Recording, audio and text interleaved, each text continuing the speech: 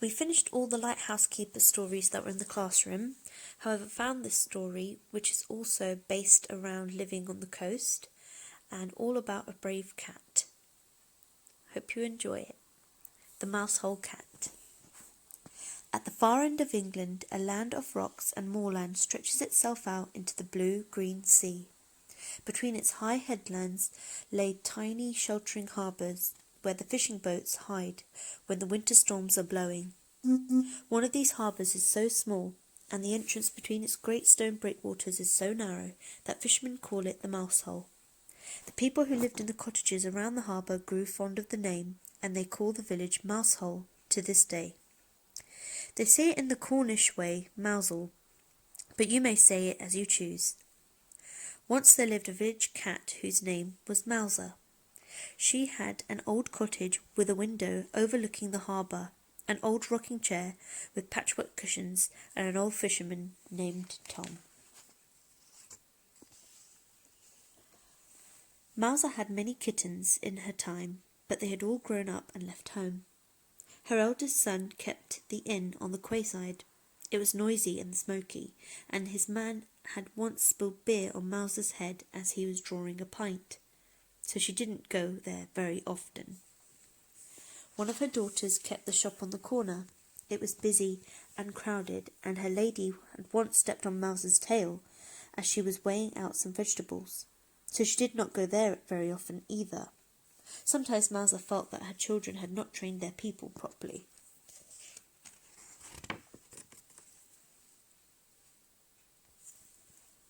Her own pet, old Tom, was very well behaved. He never spilled the cream when he was filling her saucer. He always stoked the range to a beautiful golden glow. He rocked the rocking chair at just the right speed. He knew the exact spot behind her left ear where Mouser liked to be tickled. What was more, he never wasted his time drawing pints of beer or weighing up vegetables. When he was not looking after Mouser, he passed the day in the most useful way possible. He took his little boat through the narrow opening between the great breakwaters out into the blue-green sea and caught fish for Mouser's dinner. Mouser was very partial to a plate of fresh fish. In fact, she never ate anything else, but she liked a little variety. So on Mondays they made morgie broth, Mouser's favourite fish stew. On Tuesdays they baked hake and topped it with golden mashed potatoes. On Wednesday they cooked kedgeree with a delicious smoked ling. On Thursdays they grilled fair maids and mouth-watering meal. On Fridays they fried launches with a knob of butter and a squeeze of lemon. On Saturdays they scoused scad with vinegar and onions, and on Sunday they made stargazy pie with prime pilchards in pastry. All in all, Mouser's days passed very pleasantly. Then one year there came a terrible winter. At the far end of England, the blue-green sea turned grey and black. The great storm cat is stirring, thought Mouser as she watched at her window. The wind whined and like a wild thing about the high headlands. It came hunting the fishing boats in their hidden harbours. When the great storm cat is howling, thought Mouser, it's best to stay snug indoors by a friendly fire. The sea drew itself up into giant waves and flung itself against the great breakwaters. All along the coast of Cornwall the stone walls stood the shock. Then the sea sucked up its strength again and roared right over them, sinking the sailboats in their home havens. But it could not get into their mousehole. Mouser watched the great storm cat clawed with its giant cat paw through the gap in the harbour wall, but it was too small. He snarled and leaped up at the great breakwater under the lowering sky, but it was too high. The fishing boats sat safe as mice in their own mousehole, but they could not get out. And because the fishermen could not fish, there was no more food. They ate up the few vegetables that were left in the stone-racked gardens. They ate up the salted pilchards that were left in cellars. Mouser hated vegetables, and the pilchards were too salty for her taste. Soon there was nothing left. The cats and their people grew hungry. Mouser sat by her window, staring out at the storm, and thought longingly of morgy broth and stargazy pie. Every day the fishermen gathered on the quayside, and sometimes they would try to make the boat through the mousehole, but always the great storm cat lay in waiting for them, and they were lucky to escape with their lives. Then at last one evening, as old Tom sat with Mouser on his knee, she felt him take a deep sigh. "Mouser, my handsome," he said, for he was a courteous and well-spoken man. "Mouser, my handsome, it will soon be Christmas, and no man can stand by at Christmas and see the children starve. Someone must go fishing, come what may, and I think it must be me. It cannot be the young men, for they have wives and children and mothers to weep for them, and if they do not return. But my wife and my parents are dead long since, and my children are grown and gone." Mouser purred to tell him that she understood, for it was the same with her. "I shall go out tomorrow, Mouser, my handsome," said the old man, "and I shall not come back without a catch." Mouser purred louder to tell him that she would go with him, for he was only a man, she thought, and men were like mice in the paws of a great storm cat. Besides, she knew that if he didn't come back, she would not much care to live in the cottage without him. There would be no one to pour the cream or stroke the range or rock the rocking chair. There would be no one in the world who knew just where she liked to be tickled behind her left ear. "Tomorrow night, Mouser, my handsome," he said, "we shall eat morgy broth, baked hake, ling and launches, fair maize, scouse and scad, and stargazy pie." Then Mouser purred as if she would burst to tell him that she loved him more than any of these things. The next morning they set out very early, before the others were waking. Before they went out, Tom stoked up the old range and damped it down so that it would burn steadily until they returned. Then he hung a lamp in the window so that it would shine out across the harbour and light their way. As they reached the quayside, Mouser looked back through the wind and rain and thought how warm and welcoming the window looked. Soon their little boat was crossing the harbour towards the Mousehole Gap, and the voice of the great storm cat rose all around them like a giant caterwauling. As she listened to his wailing, Mouser felt a sudden strange sadness for him. How lonely he must be, she thought, endlessly hunting the mice in the deeps of the darkness, and never returning to the rosy glow of a red-hot range. And her kind heart was moved to comfort him. Many a tomcat had Mouser tamed in her time, with the sweetness of her singing. Now she lifted her head and sang like a siren, joining her call with the cry of the great storm cat. And so it was that he was taken off guard as the little boat made its bid for freedom. Soothed by the sweetness of Mouser's serenade, the great storm cat paused its prowling and pulled back his giant cat's paw for a mere moment.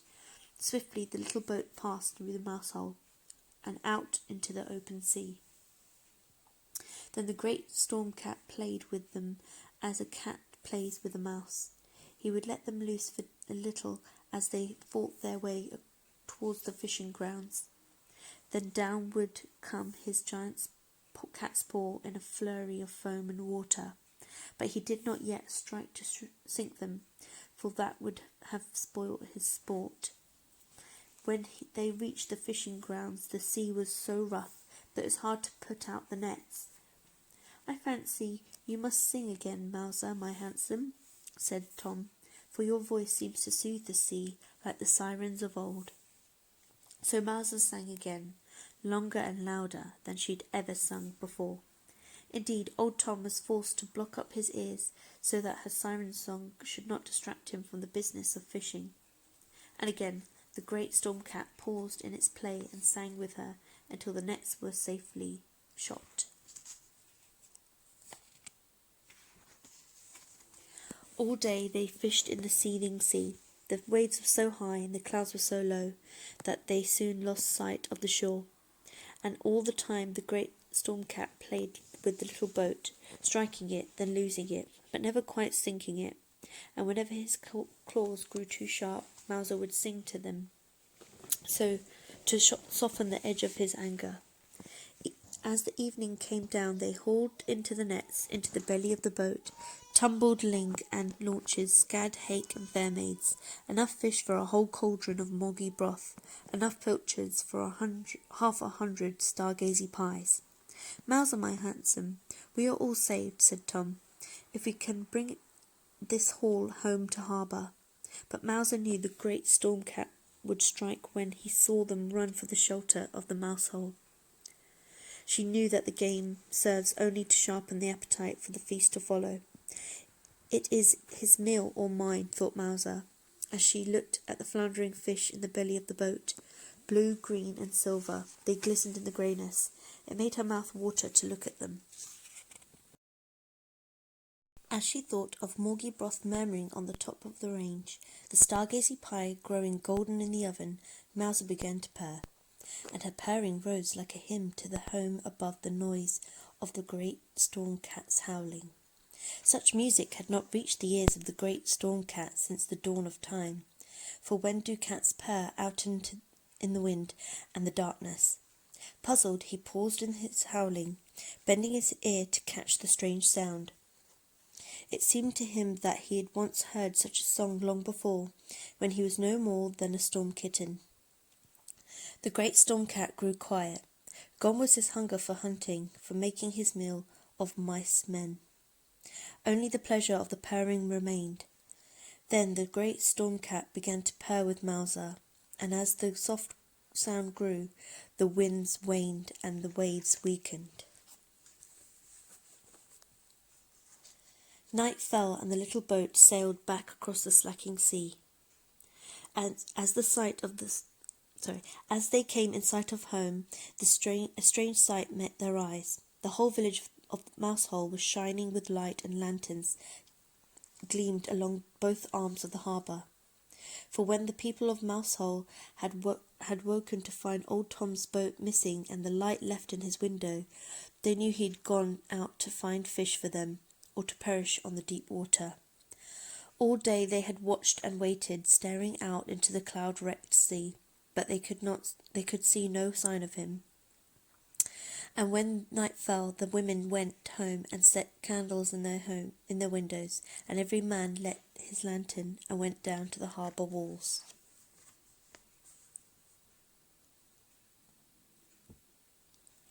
As they waited and watched, they saw the wind was dying and the sea was growing calm. The dark clouds lifted, and the thin moon shone out between them. And the light of the thin moon, they saw a small boat coming, and behind it came the smallest, tamest storm kitten of a wind. As old Tom and Mouser came through the mousehole gap, a sudden breeze caught them, a tiny, playful cat's paw, like a gesture of farewell.